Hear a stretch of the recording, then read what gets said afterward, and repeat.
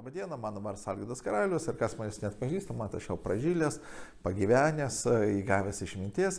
Ir šiandien noriu pasakyti, kad šitas trumpas video skirta tiems žmonėms, kas iš tikrųjų nori pasiekti didesnių tikslų.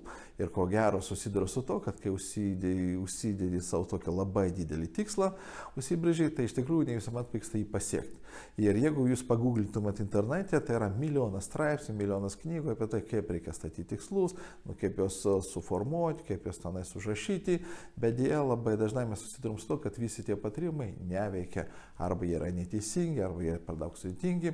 Ir aš nutariau palengvinti jums gyvenimą. Aš jau 25 metai dirbu su stambiausiam kompanijom, su geriausiais sportininkais, su aukščiausiu lygio vadovas ir visi man sako tą patį. Aš žinau, kaip pasiekti tikslų, bet norėčiau dar didesnių tikslų pasiekti. Norėčiau dar tiksliau sugebėti juos pasiekti, bet nežinau tiksliai, kaip tai padaryti. Dažniausiai tas sugebėjimas siekti tikslų yra kažkur ten vidų intuicijų. Bet gera žinia, kad yra mokslas, kuris ištyrinėja pačius sėkmingiausius žmonės, kurie sugeba pasiekti išskirtinių tikslų. Ir pasirodo, jie visi naudoja tos pačius instrumentus, labai dažnai nesąmoningai.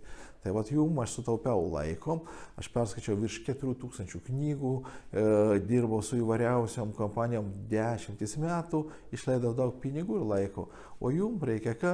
Tik tai susipažinti su 10 instrumentų, kurie iš tikrųjų leidžia bet kuriam iš jūsų nustatyti tikrai teisingai savo tikslą.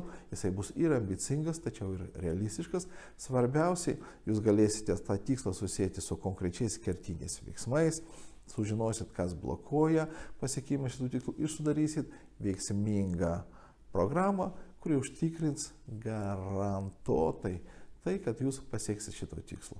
Taigi 10 paprastų instrumentų, jums reikia juos perskaityti, jums reikia juos pritaikyti, jie yra labai paprasti, tačiau yra labai veiksmingi ir labai svarbu, kad jūs pasiekę savo tikslus pasidalytumėte su savo draugais to, ko sužinojate.